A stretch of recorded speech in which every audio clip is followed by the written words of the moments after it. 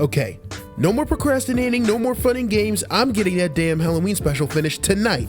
What the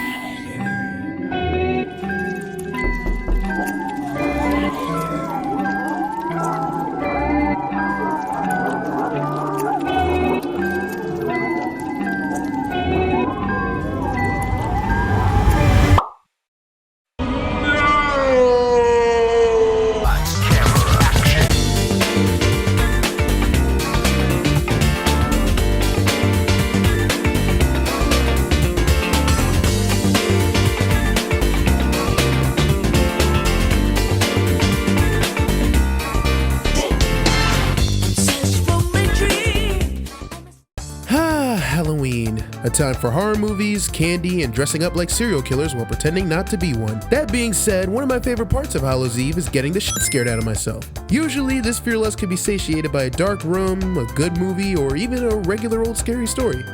But sometimes, reality can be even scarier. In fact, the story I'm about to tell took place during the scariest part of the year.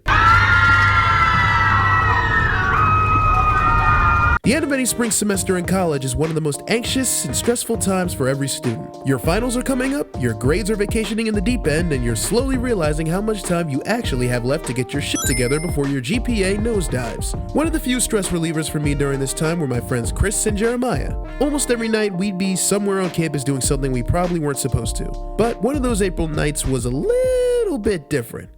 So, as per usual, I get out of my classes and head straight to Quad 2 to my friend Kayla's room. The door swings open and I'm just hit with the purest of vibes.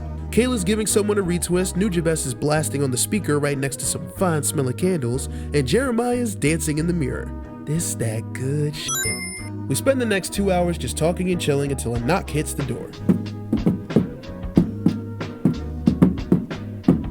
Chris finally joins the party. So he comes in and he sits down with his book bag on his lap. Hey yo, look what I got. Me and Jeremiah stand up and get in close to look in his bag. Chris slowly pulls out a little board game shaped box. So I take a closer look and see the letters.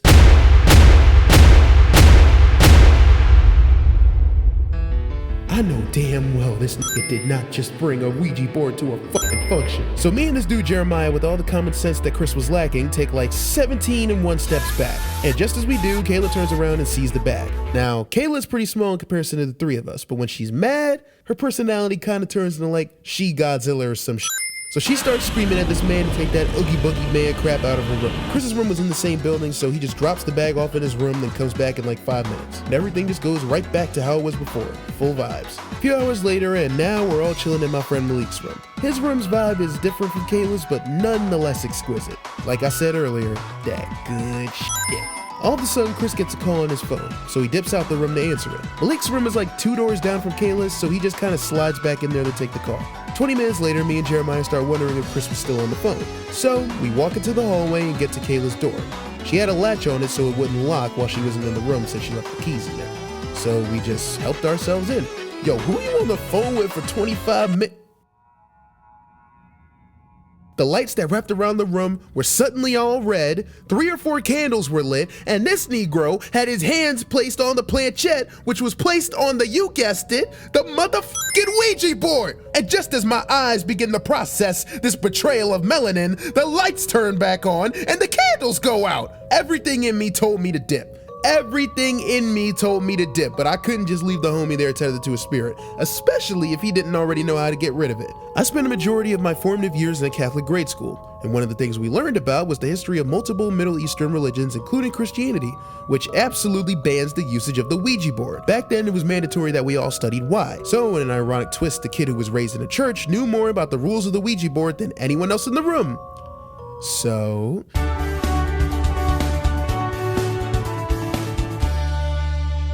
there are a list of rules to consider when using a Ouija board, but in this situation, only 3 are worth remembering. God, I can't do that. All right, I'm going back to my regular voice. Number 1, never use the board alone. While Chris was indeed the only one touching the planchette, the person he called was on the phone with him the entire time, making her an honorary second player. Number 2, never play it in your own house. Chris's room was on the other side of that building, far enough away that whatever he did here wouldn't have affected him in the long run. Finally, there is rule number 3.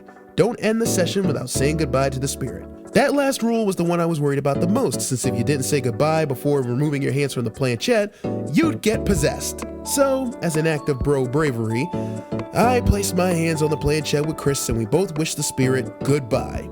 And that was the end of it. Or it would have been if those two didn't f it up.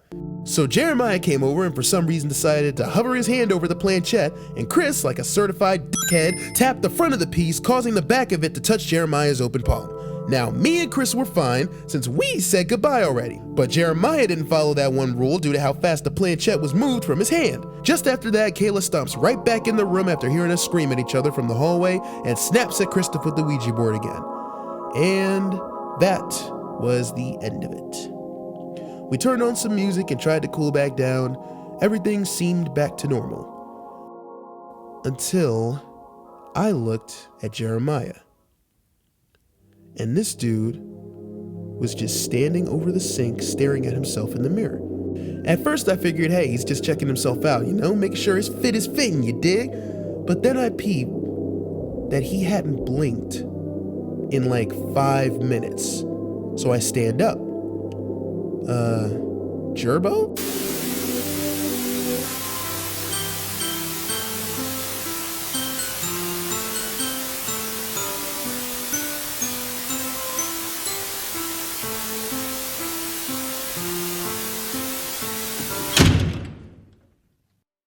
What the fuck? Then Chris looks at me and he says, Hey yo, where's Gerbo going?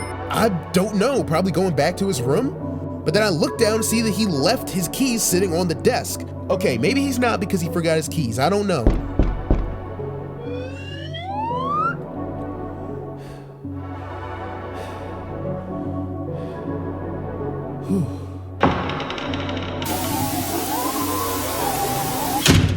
Chris! What? Gerbo's at the door, but he does not look right. All right, I know how to check.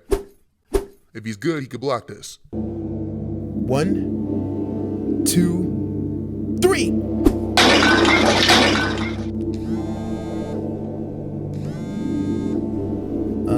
Hello? And it's none other than this nigga Jeremiah. Right outside of the dorm I was in last semester, there was a parking lot for upperclassmen and visitors. Now, this parking lot, right, was on the side of the building, and it was a good 10-minute walk away from where we were. So explain to me how this man FaceTimed me in the parking lot 2 fucking minutes after being in front of the fucking door. After all that, Jeremiah came back to Kayla's room and told us he ain't remember a second of what happened in the last 30 minutes. He just touched the Ouija board, and the last thing he remembers was popping up outside. After all of that, in an attempt to try and cool down from everything that we just experienced, we did what we did best and started chilling. I know, that story sounds completely unbelievable, like a weird, horrifying situation like that could never really exist, right? Like that's what you're thinking. But I think that's part of what makes Halloween special. For a short while once a year, we young adults get to let ourselves forget about our problems and feel a freeing primal energy that only fear can bring about. While this story is 100% true, that's not what makes it matter. That's not the point of the story. The point is that during one of the most anxious points of my life, for one night, me and my friends got to feel something other than dread or uneasiness over the next day. Being afraid of something in the moment and overcoming it is a feeling everyone deserves to get this time of year, whether it's from watching that one movie that traumatized you as a kid or walking through a haunted penitentiary. That feeling is what makes Halloween special to me. Even though my friend got possessed in real time and I was scared shitless for the night, I'm kind of glad it happened.